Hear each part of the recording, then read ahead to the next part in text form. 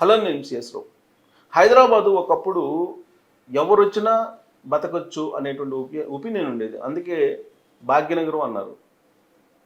94లో నేను వచ్చాను. అనేక మంది ఎవరొచ్చినా కానీ అందరూ హ్యాపీగా జీవించేటువంటి రోజులు అవి. కానీ ఇప్పుడు మీరు సంపాదనలో సగం సంపాదన రెంట్లకే జరిపోయేటువంటి పరిస్థితి. ఎందుకు అలాంటి పరిస్థితి వచ్చింది అని అంటే, ఈ రెంట్కి ఇచ్చేటువంటి వాళ్ళు ఎక్కువ ఆశకు పోయి ఎక్కువ అద్దెలు ఎవరిస్తే వాళ్ళకి ఇచ్చేస్తున్నారు. నిబంధనలు పట్టడం లేదు, వాళ్ళకి అగ్రిమెంట్లు పట్టడం లేదు, చట్టం పట్టడం లేదు.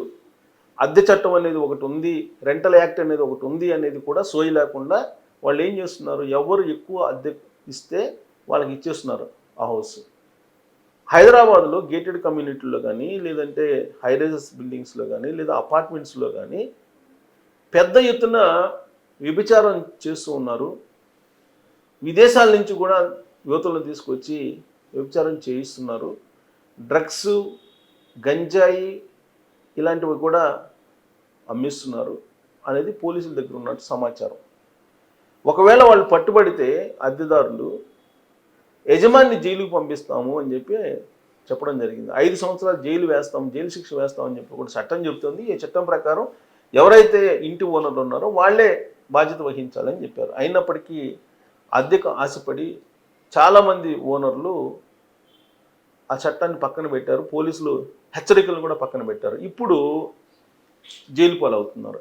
ఎందుకనంటే తాజాగా మాదాపూర్ పరిధిలో ఉండేటువంటి గాయత్రి నగరు, పర్వత నగరు, అయ్యప్ప సొసైటీ ఈ ప్రాంతాల్లో రైడ్స్ చేశారు, తనిఖీలు చేశారు.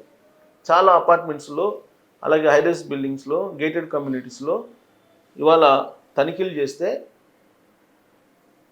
మైండ్ బ్లాంక్ అయ్యేటువంటి సమాచారాన్ని, అలాంటి దృశ్యాలని పోలీసులు చూడాల్సి వచ్చింది. ఏంటి అని అంటే, అపార్ట్మెంట్లలో కోలివింగ్ చేస్తూ కనిపించారట చాలామంది.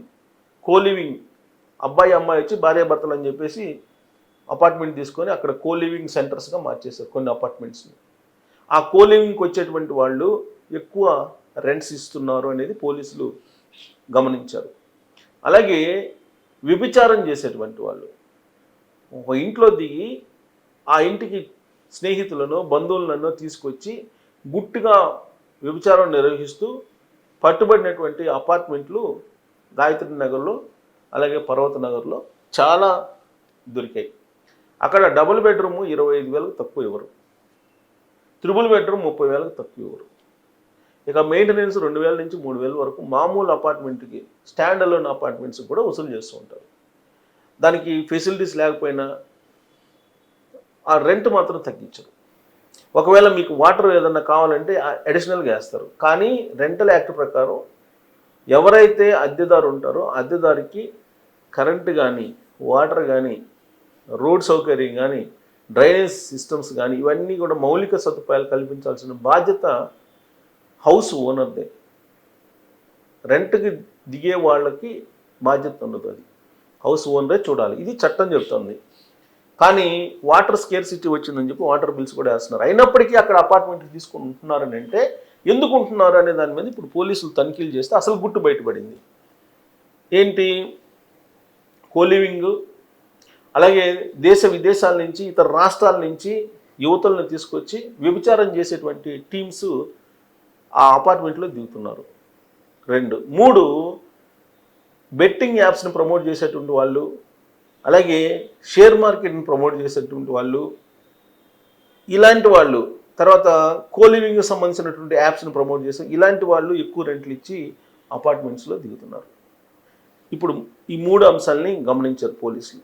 గమనించి దాదాపుగా కొన్ని అపార్ట్మెంట్లో రైడ్స్ చేశారు. రైడ్స్ చేసి ఇంటి ఓనర్స్ని, అద్దెదారులను అందరినీ అదుపులోకి తీసుకున్నారు. కాకపోతే ఇంటి ఓనరే దీంట్లో శిక్షార్హుడు, 5 సంవత్సరాల శిక్షను అనుభవించాలి.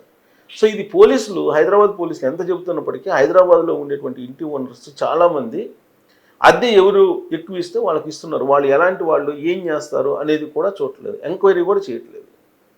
ఒక 1000 రూపాయలు ఎక్కువ ఇస్తామంటే ఎవరికి పడితే వాళ్ళకి ఇస్తున్నారు. ఇప్పుడు అదే పోలీసులు రైడ్స్ చేస్తే దొరికారు. సో పోలీసులు రైడ్స్లో దొరికారు. ఓనర్లు ఇప్పుడు జైలు పాలయ్యారు. జైల్లో పోవాల్సిన పరిస్థితి, పోలీసుల అదుపులో ఉన్నారు వాళ్ళు. దానికి సంబంధించిన న్యూస్ ఏదైనా చూద్దాం. అన్ని వెబ్సైట్లో కూడా వస్తుంది, అన్ని ఛానల్స్లో కూడా వస్తుంది, చూద్దాం. హైదరాబాద్ నగరం మరింత వేగంగా విస్తరిస్తుంది. ఒకప్పుడు కొన్ని ప్రాంతాలకు మాత్రమే హోటల్స్ పరిమితం అయ్యేవి. ఇప్పుడు అన్ని ప్రాంతాల్లో హోటల్స్ ఏర్పాటు అవుతున్నాయి. ముఖ్యంగా హైదరాబాద్ నగరంలో అత్యంత ఖరీదైన ప్రాంతంగా పేరొందిన మాదాపూర్లో బహుళ అంతస్తుల భవనంలో అంటే అపార్ట్మెంట్స్లో హోటల్స్, హాస్టల్స్ నిర్వహిస్తున్నారు. ఇటీవల కాలంలో కోలివింగ్ హాస్టల్స్ ఏర్పాటయ్యాయి.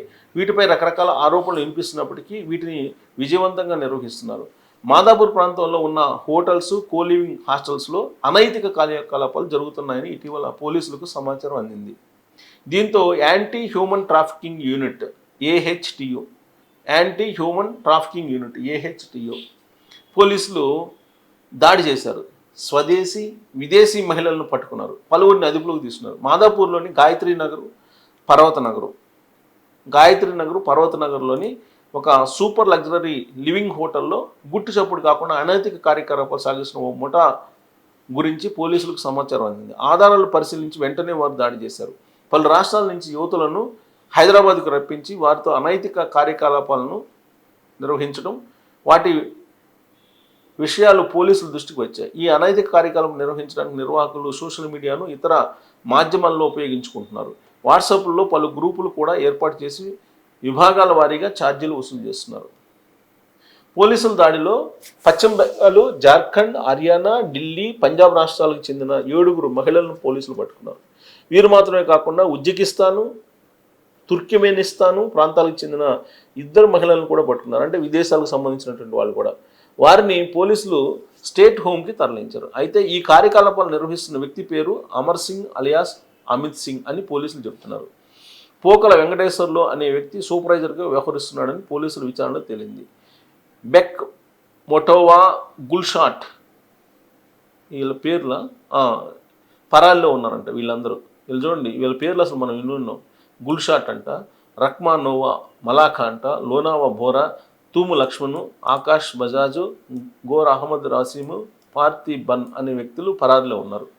సో వీళ్ళు దొరికితే కనుక మరింత సమాచారం వస్తుంది. అందుకే నేను మొదటి నుంచి చెప్తున్నాను, హైదరాబాద్లో రియల్ ఎస్టేట్ పెరగడానికి నార్త్ వాళ్ళ కారణం, అలాగే హౌస్ రెంట్ పెరగడానికి నార్త్ వాళ్ళ కారణం. నార్త్ వాళ్ళు అంటే నార్త్ నుంచి వచ్చే సామాన్య జనాలు కాదు సుమా, మాఫియా. అలాగే వ్యభిచారం, కోలివింగ్ సెంటర్స్ ఇవన్నీ పెరగడానికి వ్యభిచార సెంటర్స్గా అపార్ట్మెంట్లు మార్చేటువంటి వాళ్ళు, అలాగే కోలివింగ్ సెంటర్స్గా అపార్ట్మెంట్లు మార్చేటువంటి వాళ్ళు, ఓయో రూముల మాదిరిగానే అపార్ట్మెంట్లో, సర్వీస్ అపార్ట్మెంట్లో అని చెప్పి తీసుకొని చేస్తున్నటువంటి వాళ్ళు ఇంత కూడా నార్త్ మాఫియా. ఈ నార్త్ మాఫియా వచ్చి బ్లాక్ చేస్తున్నారు. వాళ్ళు బ్లాక్ చేసేసి హౌస్ రెంట్స్ ఎక్కువ ఇస్తామని చెప్పి చెప్తున్నారు. హౌస్ రెంట్స్ గురించి ఆశపడినటువంటి ఓనర్స్ వాళ్ళకి అవుట్రేట్గా ఇచ్చేస్తున్నారు. వాళ్ళు ఇలాంటి కార్యకలాపాలకు పాల్పడుతూ వాళ్ళకి రెంట్లు ఇస్తున్నారు. అలాగే రియల్ ఎస్టేట్ కూడా డిమాండ్ లేదు. ఇది సర్వత్రా నగ్న సత్యం అందరూ చెప్పేది.